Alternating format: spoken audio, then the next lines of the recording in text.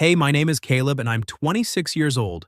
I live alone in a small cedar shingled house on the edge of a dirt road in rural Montana, the kind of place where the sky feels too big and the afternoons smell like dry grass and pine needles. The house isn't much, just one story, a squeaky screen door, and a porch that leans a little to the left, but it's mine. I wake up before the sun, brew coffee in a dented pot, and head out to whatever odd job the local farms need done. Fixing fences, patching barn roofs, hauling feed.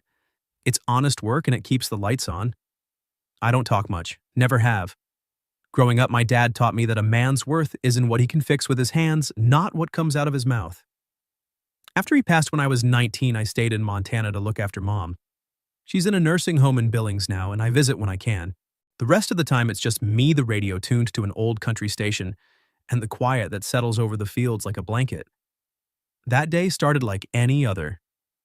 The sky was overcast, a dull gray that made the hills look softer than usual. I'd spent the morning at the Jensen farm patching a chicken coop roof that had taken a beating from the wind. My flannel was damp with sweat, my hands streaked with sawdust and tar. I was on my way home, boots crunching on the gravel shoulder of County Road 12, when I heard a voice cut through the stillness. "Excuse me, could you help me with my gate?" I turned. Across the road on the other side of a patchy field stood a woman. She was leaning against a sagging wooden gate, one hand shading her eyes. Tall, slim maybe, in her early 40s, though it was hard to pin down. Her dark brown hair was pulled back loosely, a few strands escaping to frame her face.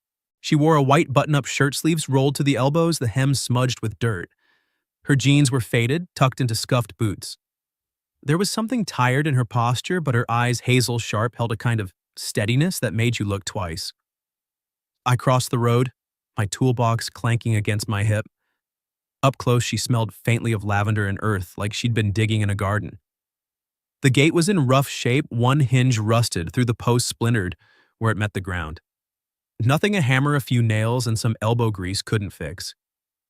"I'm Leah," she said, her voice a little husky, like she'd been shouting or hadn't spoken in a while.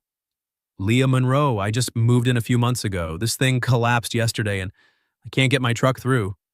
"Caleb," I said, tipping my cap. "Gate's seen better days. Give me an hour." She nodded and stepped back, giving me space. I set my toolbox down and got to work. The air was cool, the kind of late September chill that hints at winter. Leah didn't hover. She didn't try to make small talk or offer unsolicited advice, which I appreciated. Most folks can't resist filling silence. She just stood by the fence, arms crossed, watching the clouds drift. Every now and then, I'd catch her glancing at me, but when our eyes met, she'd look away like she hadn't meant to stare. I pried the broken hinge free, the metal groaning in protest. The post was worse than I thought, rotted at the base. I'd need to replace it. I had a spare piece of cedar in my truck, cut from a job last week. As I hauled it over, Leah spoke up. "You do this for a living?" she asked. "Sort of. Fix what needs fixing, farms mostly, whatever pays." She nodded like that made sense. "You know your way around a toolbox." "Dad made sure of that," I said, hammering the new post into place. "Said a man who can't fix his own problems doesn't deserve to complain about them." She let out a soft laugh, not mocking, just warm. "Sounds like a practical man." He was. The conversation stopped there. I liked that she didn't push. Some people hear you mention family and start digging, asking about siblings, hometowns, what you had for breakfast. Leah didn't. She just watched me work her shadow, stretching long across the dirt as the clouds parted and the sun peeked through. I tightened the last bolt, gave the gate a test swing. It opened smooth, no creaks, no wobble. Good as new. I wiped my hands on a rag and stepped back. "There you go," I said. "Should hold till next spring at least." Leah tested it herself, pushing the gate open and closed. A small smile tugged at her lips, the kind that doesn't need to be loud to mean something. "You're a lifesaver, Caleb. Let me pay you." "No need. I cut in already, packing my tools. Just passing by." She studied me for a long moment, her eyes narrowing slightly, like she was trying to figure something out. I wasn't used to being looked at like that, not with curiosity, not with judgment, just like I was worth noticing. It threw me off, but I didn't let it show. "Well," she said, finally brushing dirt off her hands, "if I bake an apple pie sometime, you won't say no, will you?" I chuckled, the sound rougher than I meant it to be. Pie's hard to turn down. She smiled again, bigger this time, and it hit me how pretty she was. Not in a flashy way like the girls I'd known in high school who wore too much makeup and laughed too loud at parties. Leah's beauty was quieter. It was in the way her eyes crinkled at the corners, the way she stood like she'd seen a lot but hadn't let it break her. I tipped my cap again and started back toward my truck. The gate creaked softly behind me as she closed it. I didn't look back, but I felt her eyes on me all the way down the road. When I got home, I tossed my keys on the counter, cracked open a beer, and sat on the porch. The sky was turning pink, the kind of sunset that makes you forget the day's aches. For the first time in a long time, I wondered what tomorrow might bring. The days after that first fix-it job slipped by in their usual rhythm. I'd wake at 5 coffee black and scalding, then head out to whatever farm needed me. Mornings were for fences and feed bins, afternoons for oil changes or patching irrigation lines. By dusk, I'd be home, boots caked in red clay, muscles humming, with the kind of tired that feels earned. Montana doesn't hand out easy days, but it gives you space to breathe. I started noticing Leah more. Not in a stalking way, just glimpses. She'd be out by the white picket fence that ran between our properties, the one that looked freshly painted even though the rest of her place still carried the faint neglect of a house that had sat empty too long. Some mornings she'd be watering the flower beds she was coaxing back to life, marigolds and lavender, mostly stubborn little things that refused to die. Other times she'd just stand there, arms folded on the top rail, staring at the horizon like she was waiting for something to appear. I figured she'd been a city person once. The way she held herself, shoulders back, chin level, reminded me of the executives who'd roll through town every fall for hunting season, all polished boots and clipped sentences. But Leah's edges were softer now, worn down by something I couldn't name. Her shirts were always pressed collars, neat even when she was elbow deep in dirt. Old habits, maybe? It was maybe a week later when she called me over again. I was pushing the old mower along the fence line, the engine coughing like it had a cold. The grass was getting high, I'd put it off too long. She appeared on her side of the fence, one hand raised in a small wave. "Caleb," she said, voice carrying over the noise. "You know anything about pumps? I killed the engine." "Depends on the pump." She pointed toward the small shed behind her house. "Irrigation's acting up. Water pressure's gone to nothing. I've got tomatoes that are about to give up on me." I wiped my hands on my jeans and followed her. The shed was tidy tools hung in rows, bags of potting soil stacked like bricks. The pump was an older model, the kind every rancher swears by until it quits. I popped the cover, checked the belts, the intake. Clogged filter. Easy fix. 10 minutes, I said. She nodded and disappeared into the house. Came back with 2 mugs of coffee, real coffee, not the instant stuff I lived on. Handed me one without a word. We stood there while I worked, the only sounds the clink of my wrench and the distant low of cattle. "You always this quiet?" she asked after a while. "Pretty much." She smiled into her mug. "I used to manage a chain of clinics in Seattle. 30 staff, 3 locations." Silence was a luxury I couldn't afford. I glanced up. "What made you leave?" She shrugged, but it wasn't casual. Burnout. The kind that sneaks up until one day you realize you haven't slept through the night in a year. Sold my share, packed a suitcase, and drove east until the mountains looked right. I tightened the last bolt. The pump kicked on with a satisfying hum. Water shot through the hose in a clean arc. "There, your tomatoes are safe." She tested the spray with her thumb, watching the droplets catch the light. "Thank you, again." I started to leave, but she stopped me. "Stay for a bit, I've got sandwiches." I should have said no, I had chores, a fence post to replace before dark. But I followed her inside anyway. Her kitchen smelled like basil and fresh bread. The table was set for 1 plate napkin, a single glass of water. She pulled another plate from the cupboard without asking, sliced a sandwich in half. Ham and Swiss thick cuts of tomato from her own vines. We ate standing up, leaning against the counter.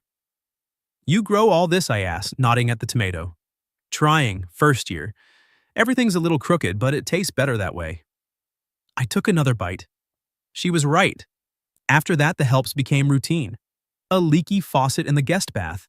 A shutter that wouldn't stay latched. Each time she'd have coffee ready or lemonade if it was hot. We'd talk while I worked, never about anything heavy. The best way to stake tomatoes, how to keep deer out of the corn, the difference between a Phillips and a Robertson screwdriver, safe topics, easy. One afternoon, I was tightening the chain on her riding mower thing, was older than both of us combined when she brought out a plate of oatmeal cookies still warm from the oven. I ate 3 before I realized it. You bake like this all the time, I asked, mouthful. Only when I'm avoiding something, she said. Then quieter, or when I want to say thanks without saying it. I didn't know what to do with that, so I just nodded and kept working. The conversation stretched. She told me about the time she'd delivered a baby in the back of an ambulance during rush hour. I told her about the winter I'd spent rebuilding my dad's old Ford after it rolled into a ditch. She laughed when I described the cow that had wandered into the shop and refused to leave until I gave it half my sandwich. We never crossed the fence line. Not really. But the space between us started to feel smaller. One evening, I was splitting firewood in my yard when I saw her watching from her porch. The sun was low, painting everything gold. She raised a hand, not a wave, just a lift of fingers. I lifted mine back. Then she went inside, and the light in her kitchen window stayed on long after dark. I stacked the wood higher than I needed to, kept my hands busy, so my mind wouldn't wander to places it had no business going. Leah was older. She'd lived a whole life I knew nothing about, and I was just the guy who fixed her gate. But that night when I finally went inside, I left my porch light on, just in case. The storm rolled in without warning the way they do in Montana sky bruising, purple wind, picking up like it had somewhere urgent to be. I'd finished splitting the last of the firewood and was stacking it under the eaves when the first fat drops hit the tin roof. By the time I got inside, the rain was a roar, sheets of it slashing sideways across the windows. Thunder cracked close enough to rattle the glass. I turned on the radio for company, but static swallowed the signal. Just me in the storm. I was nursing a beer, feet up on the coffee table, when the knock came. 3 sharp raps, almost lost in the downpour. I figured it was the wind playing tricks until it came again, harder, insistent. I opened the door and there was Leah, soaked to the bone. Her hair was plastered to her cheeks, shirt clinging like wet paper. She held a wicker basket against her chest, one arm wrapped around it like it might fly away. "Caleb," she said, teeth chattering. "Power's out. I baked apple pie, but I've got no light to see if it's done." Water streamed off her in rivulets. I stepped aside without thinking. "Come in before you freeze." She hesitated on the threshold, dripping onto the mat. "I don't want to track mud everywhere. Floor's seen worse." I took the basket, set it on the counter. "Sit by the fire." The living room was dim, lit only by the orange glow of the wood stove. I'd kept it banked low, but it threw enough heat to chase the chill. Leah peeled off her sodden jacket, hung it on the back of a chair.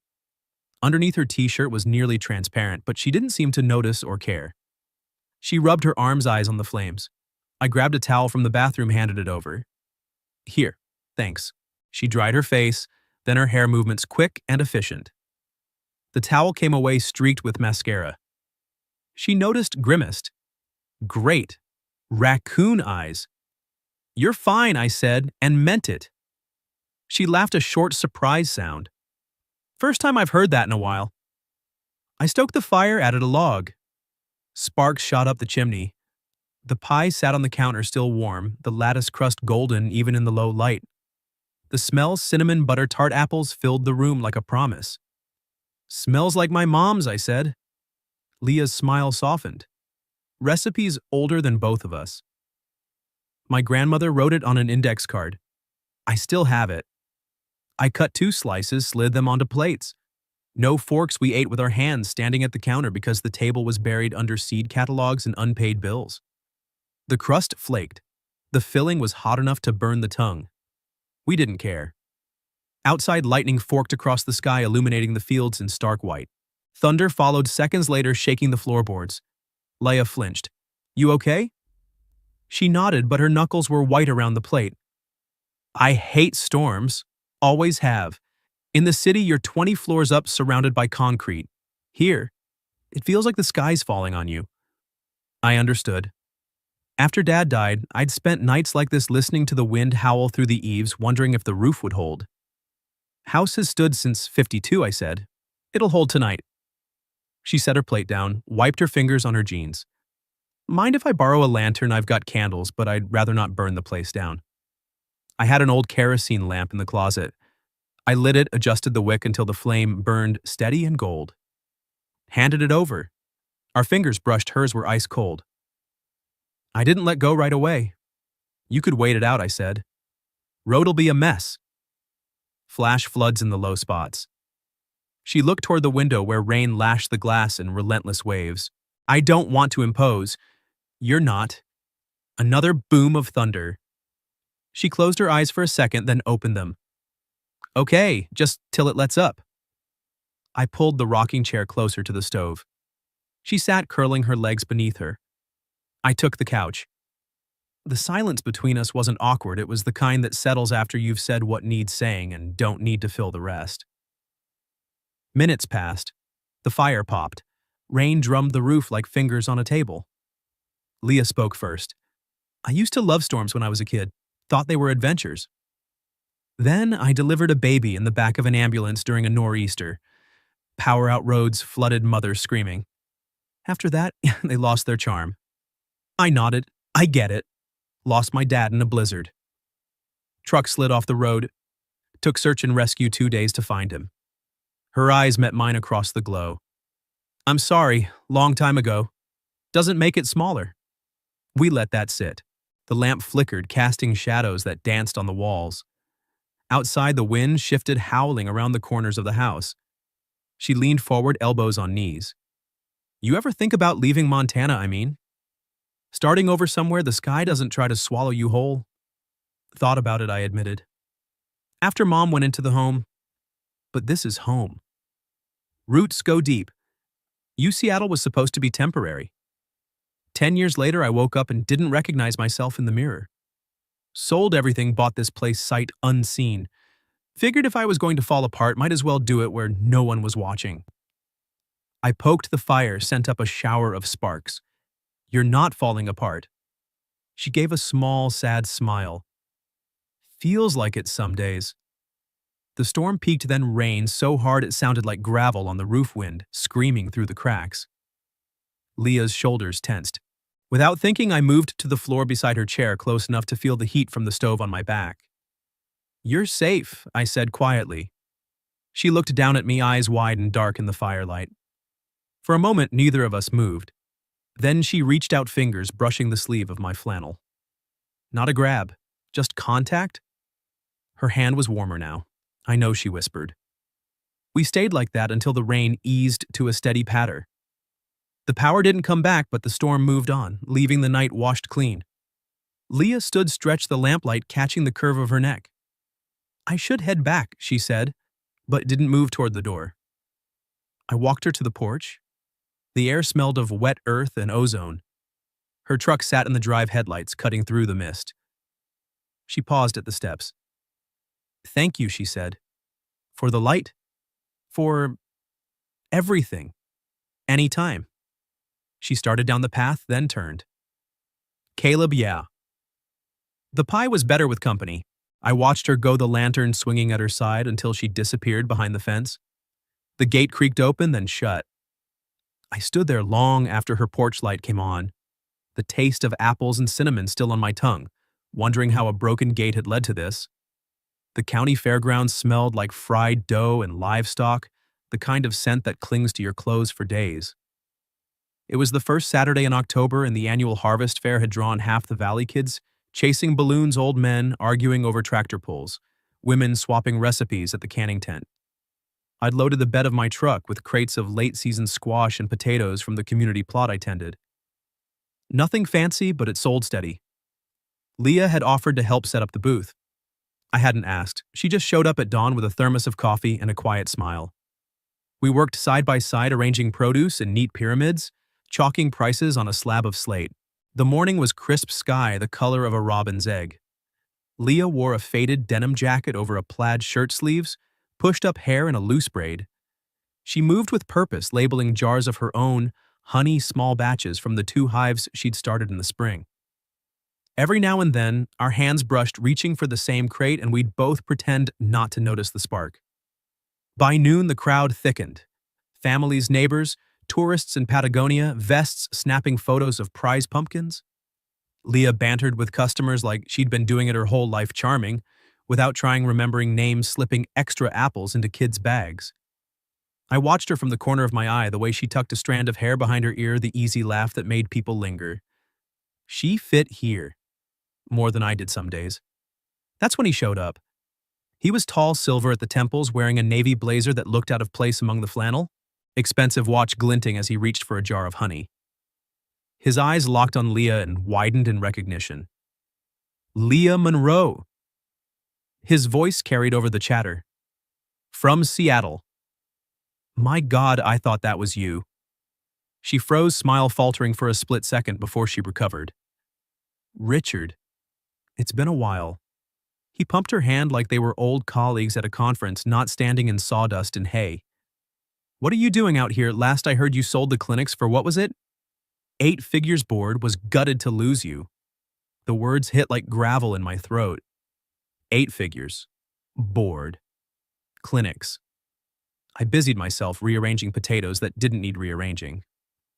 Richard kept talking, oblivious. Remember that gala in Vancouver? You in that red dress, every investor in the room wanted a meeting. And the keynote in Singapore, you had the whole hall eating out of your hand. Leah's laugh was thin. Ancient history, Richard. Nonsense. Talent like yours doesn't retire, too. He gestured vaguely at the fairgrounds pumpkins. I felt my jaw tighten. Pumpkins. Like what we were doing was quaint. Child's play. I caught Leah's eye. She looked trapped, cheeks flushed. She opened her mouth to respond, but Richard was already pulling out his phone. We should catch up. I'm at the lodge through Tuesday. Dinner, my treat. I'm busy, she said quickly. Too quickly. He shrugged, undeterred, and moved on to the next booth. The air felt suddenly thinner. I lasted another 10 minutes.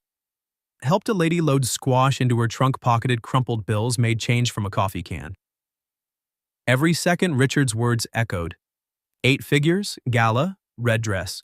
None of it fit the woman who'd burned apple pie in a power outage and laughed about raccoon eyes. Leah tried to catch my arm as I packed the empty crates. Caleb, I've got to get the truck turned around, I muttered, not meeting her eyes. Roads will be a mess later. She started to speak again, but a cluster of kids ran between us, shouting about the Ferris wheel. I used the distraction to slip away. The drive home blurred. I took the long way past the river where the cottonwoods were turning gold. My hands gripped the wheel, too tight, knuckles white. It wasn't jealousy, though. Maybe part of it was. It was the sudden, brutal clarity of distance. She'd built empires. I fixed gates. She'd stood in rooms full of people who hung on her every word. I stood in fields full of people who needed their roofs patched before winter. I unloaded the truck in silence, stacked the crates in the barn. The sun was low, painting the hills blood orange. I didn't go inside, just sat on the tailgate staring at the fence line. Leah's porch light flicked on, then off again. She was home, probably wondering why I'd vanished. She came the next morning. I was splitting kindling, the axe biting clean through the wood with more force than necessary. Her truck crunched up the gravel. She got out, boots hitting the ground, soft hands shoved in her jacket pockets. Caleb. I swung again. Wood exploded into halves.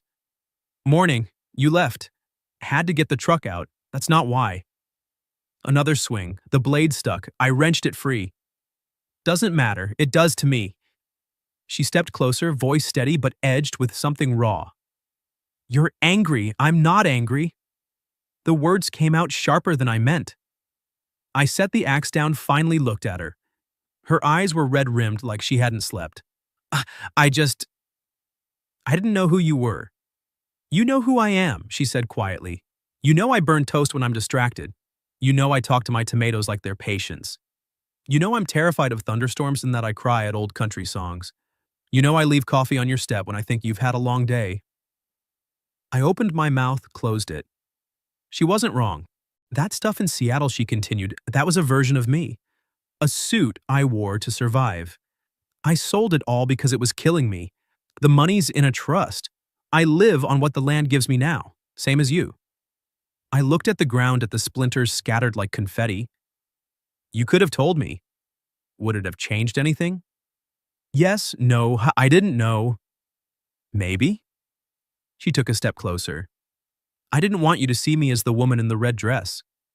I wanted you to see me as the woman who can't get the gate to latch right. I laughed a short, bitter sound. I'm just the guy who fixes gates, Leah. You're the guy who showed up, she said, when no one else did. Silence stretched between us, thick as the morning mist rolling off the fields.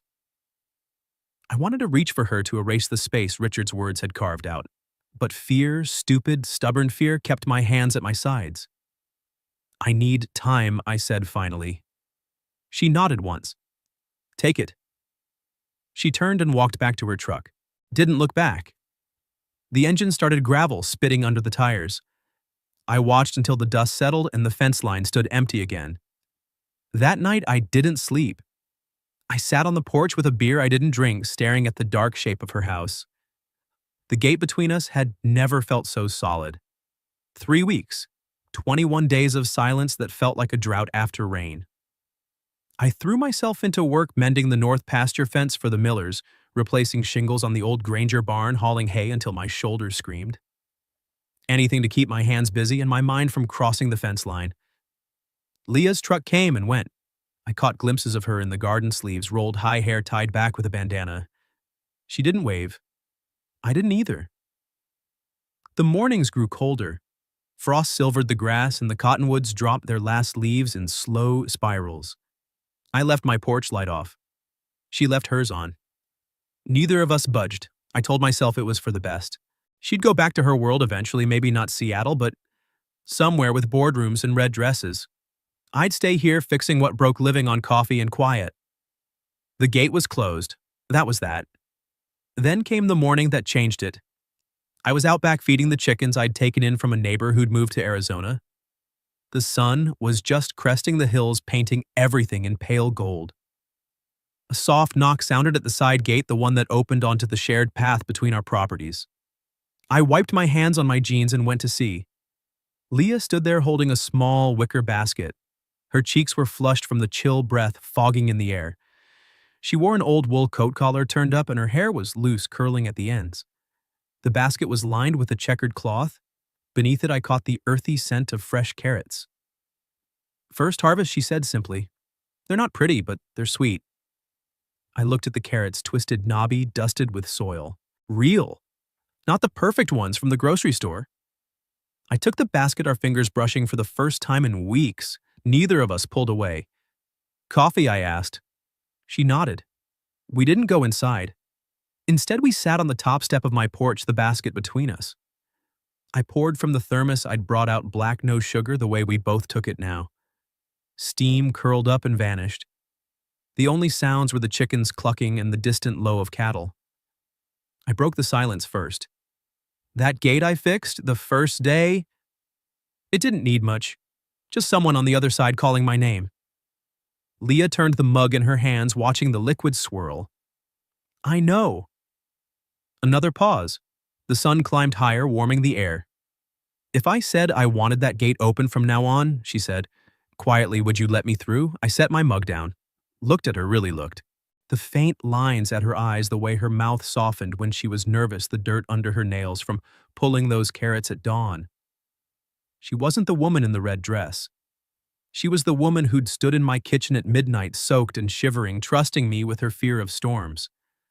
The woman who left pie on my step without a note. The woman who'd seen me, not the toolbox or the flannel or the calluses, but me. I reached over and placed my hand on hers. Her skin was cool, but it warmed fast. She didn't move. Just let our fingers lace together, slow and deliberate. We didn't kiss, didn't make promises, didn't need to. From that morning on, the gate stayed unlatched.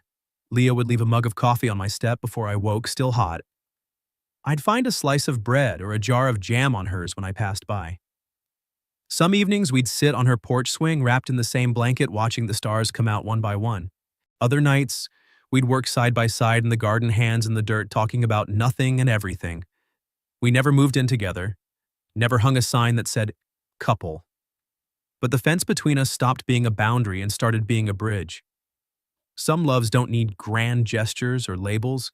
They just need two people willing to leave the gate open day after day until the space between heartbeats feels like home. And for us, that was enough.